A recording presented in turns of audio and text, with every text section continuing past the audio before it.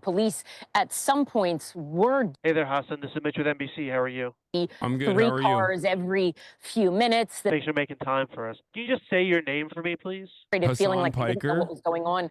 Hassan Piker. Great. You'll be up next in the show. Gotti is our anchor. Gotti is our anchor. What is Okay. left of their homes, or if they believed their homes were still standing, to get some basic necessities. When we talk, you might hear a rap cue from me. That just gently means to finish up your point, but you don't need to rush. At one of those Okay, thank you. checkpoints, and as this long line of cars and people on foot were waiting, asking police, when can we go in, a car drove by on loudspeaker saying there will be no escorts today. And today at a press conference, we heard from the Why LAPD, is chat and they said they have nervous? temporarily There's halted no need to be all of those nervous. police escorts into the hard-hit I areas, the did this mandatory yesterday evacuation already. zones, saying that it was simply not safe to continue doing those. I think we have some footage we can show you of some of the people and the lines that we saw throughout all of this as that police car drove by over the loudspeaker saying there will be no escorts today. We were actually in the middle of an interview with a woman. That video right there, that is me going to her house. We were talking with her, and she was talking about how she and her fiance lived with her fiance's 81-year-old mother. She bought their home in Pacific Palisades 42 years ago. She was telling us how a lot of people have this concept that these fires have mostly impacted wealthy people and celebrities. And they were saying, we've lived here 42 years.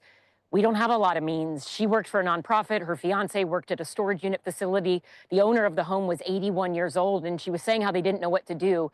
I asked her, as all of the cars started leaving, what were you 4 trying to minutes, get? chat. And I said, it's a long shot, but can I take your address? And we would be up kind of in that area anyways.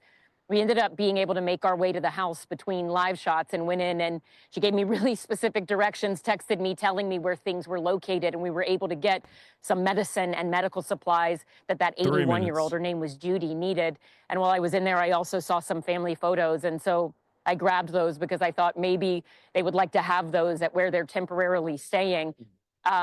And it was a brief moment where we had the opportunity to help someone while we were doing our jobs. And so our team, we took that and went and helped that one person. But there are so many people that are still wishing they could have some help, they could get home, they could get necessities. And it's really frustrating, even if they understand the safety concerns, that they can't come back to their homes and see what is left of them, or if they're still standing, get some basic things. Because, Gotti, so many people were looking at me and saying, these are the only clothes I had. I just ran, and I kind of just want to get underwear, just like the most basic things you can imagine, because they're just living off of whatever they had with them when they had to run and flee for their lives. Gotti. Yeah, and at those roadblocks, I mean, frustration is continuing to rise, and yet they're still grid searching Altadena, right? Any word on how long that could go? Yeah, I mean, we've been spending most of the day today in Altadena with some of those search and rescue teams, and they're saying they are doing search and recovery missions now. They are on day 3 of a grid search in this area. They are going meticulously, block by block, looking for people, remains, also at times having to stop to put out hot spots like we saw at this business again today in the downtown main Altadena area.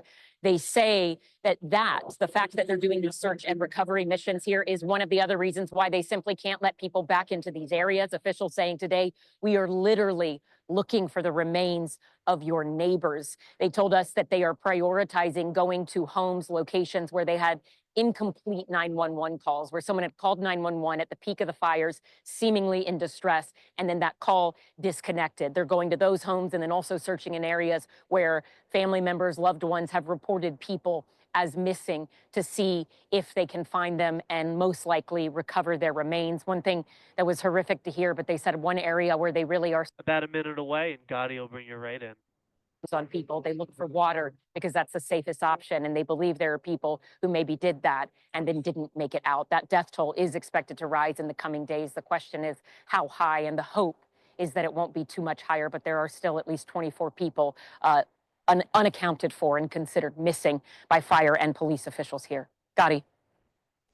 Yeah, so grim. Ellison Barber, praying for a miracle. Thank you so much for your reporting.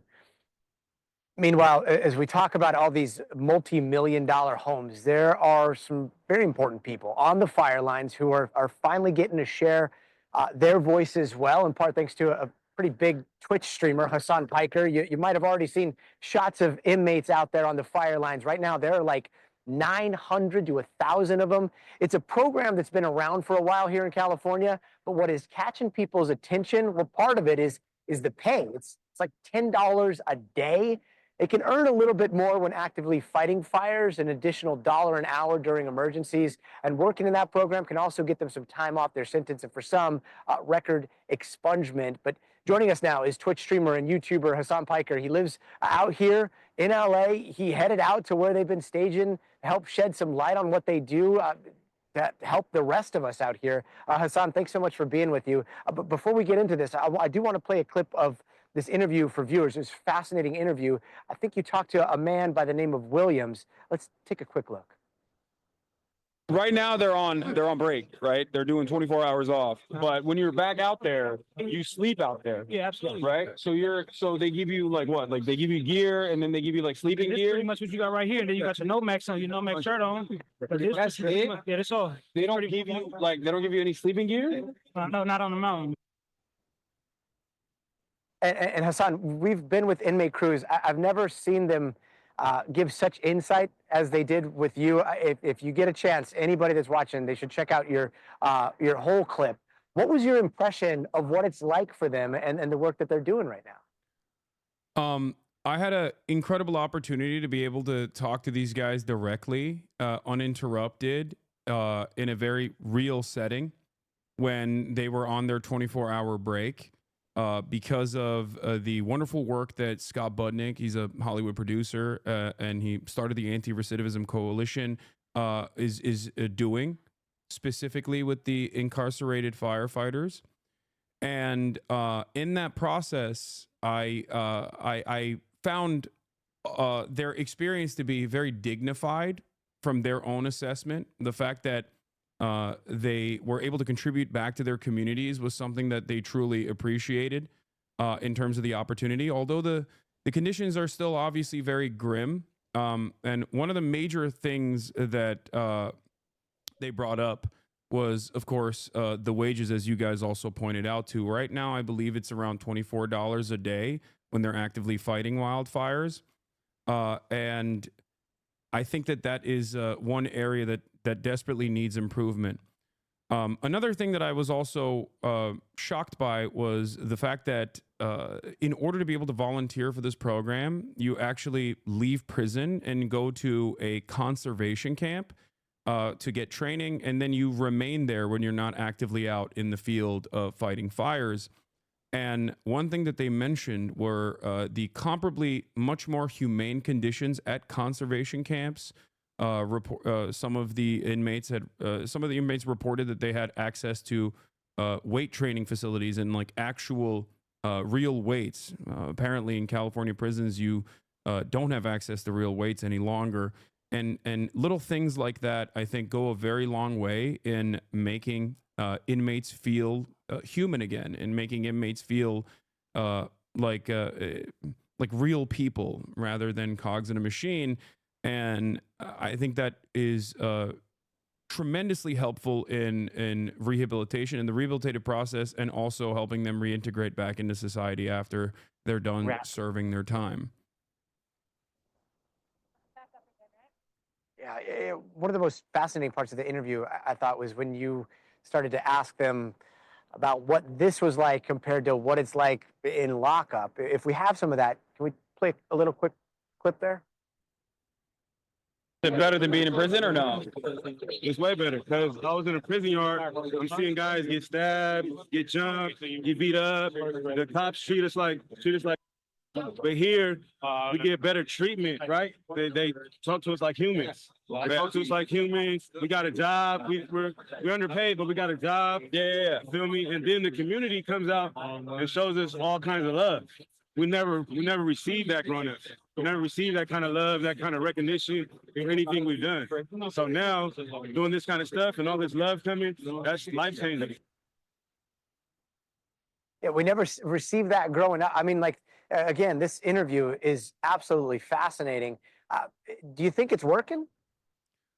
I think the incarcerated firefighter program is pretty successful in terms of finding a lot of the people that are slated for rehabilitation, and it seemingly has been very successful as far as what they have reported. Another thing that they kept repeating over and over again was the fact that inside of the camp structure, there's a lot more unity. There's no racial tension or animosity of the sort. There's no violence because they desperately do not want to go back to the regular prison structure, as Kimbo also pointed out right there, because there's a lot of violence in regular prison. And I think that it is not only an example of the success of the program itself, but I think it's also a criticism of the current carceral state in a state like California, where the prison structure needs desperate reform so that the entirety of the California prison system could look closer to the camp conditions that exist right now that help, I think, tremendously in the rehabilitative process. Yeah, it's so cool to see the sense of pride and giving back to the community. I mean, we all owe them a huge thanks, and thanks to you for helping shed light on what they're going through. I mean, we've been on the fire lines, and fire lines are hell. So kudos to all those guys that are out there doing the work. Hasan Piker, thanks so much for joining us, brother. Thanks for having me. Sure. We've got a lot more to get to tonight here from Thanks, Hasan. Have a great night. All right, break. thank you. Bye, guys. We're going to talk to Sam Brock. He has got the other.